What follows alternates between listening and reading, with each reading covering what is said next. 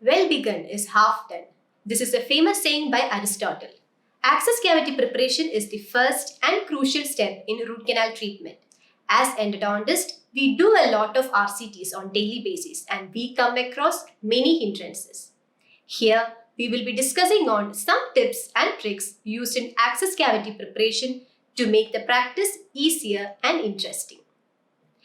Selecting the right kind of burr is important. A wide range of burrs are being used for access cavity preparation like round burr, flattened burrs, endo-access burrs, needle burr, surgical length burr, etc. But the problem with most burrs is that it can create gouging, lead formation, perforation, etc.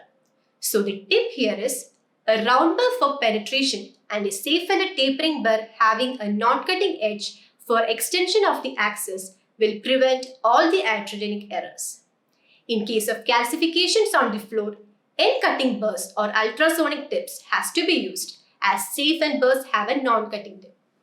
Perforation of the tooth is a common iatrogenic error during endodontic practice. It can happen above the gingival level, below the gingival level, or even in furcation areas. There are many reasons which can lead to perforation like angulated or rotated tooth, attrided tooth, use of long burrs, pulpal calcifications, or even expecting a drop in the pulp chamber. Now, how can we avoid this? A tip to avoid this is to use the preoperative radiograph for reference. Next, what you can do is measure the distance from the occlusal surface to the CEJ. Mark this length on the burr which is being used. Keeping this as the guide as well as following the inclination of the tooth, we can easily cut the tooth, thus avoiding perforation. Another method is to use a safe-ended burr. As it has non-cutting tip, it will not cause perforation in the furcation areas. Another method is to use a safe-ended burr. As it has non-cutting tip, it will not cause perforation in the furcation areas. Now, how can we manage this? We know that sealing of the perforation site is the treatment option and the materials used for this purposes are MTA, biodentin, GIC, etc. We also know that MTA and biodentin are much more biocompatible than GIC. But immediate treatment is an important factor which makes the prognosis better in case of perforation. So seal the perforation immediately with whatever material is available to you.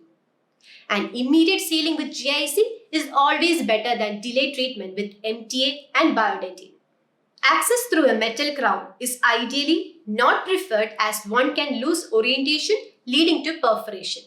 To avoid this, here is a simple trick.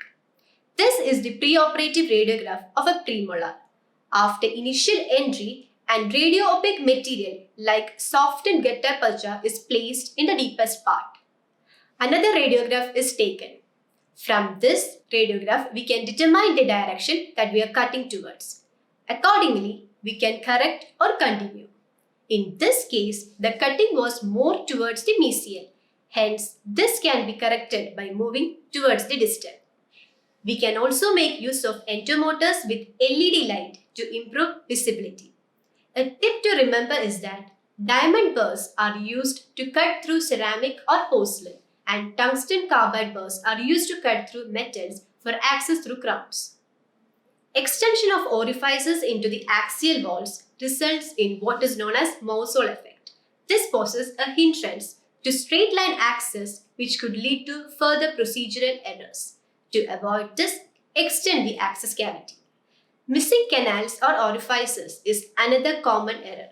One tip to locating any missed orifice is by flooding the pulp chamber with sodium hypochlorite.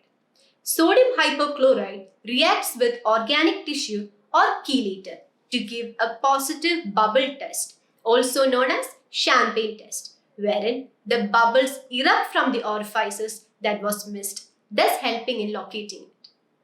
Other methods that can be used to locate orifices are micro-openers and explorers like DG60. Micro-openers are flexible stainless steel hand instruments that feature ergonomically designed offset handles.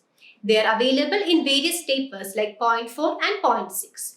They provide unobstructed vision when operating in difficult teeth.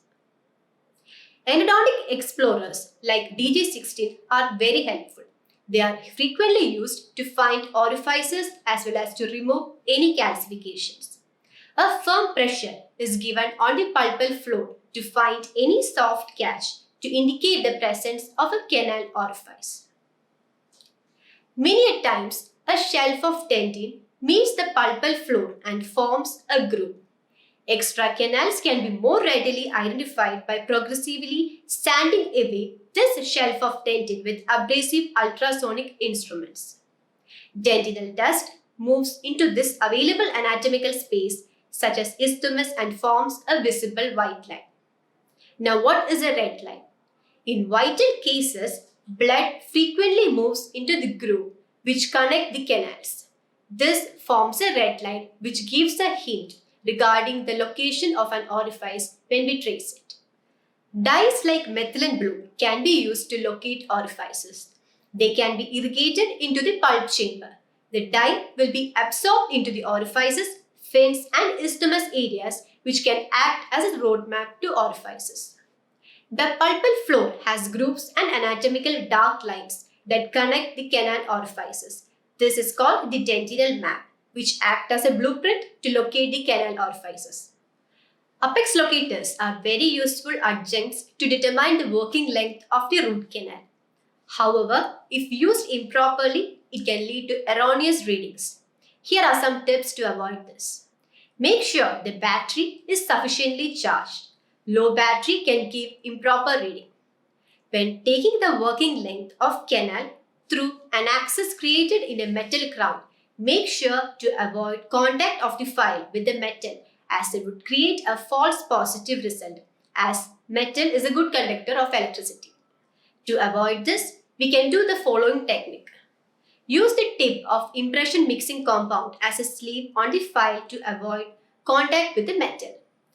Another method is wrap the file with a Teflon tape or a cling film to avoid contact of the file with the metal. Next, avoid using a thin file to determine the working length as it will give a wrong reading. Use a properly fitting file at the apex. Sometimes premature readings can be obtained.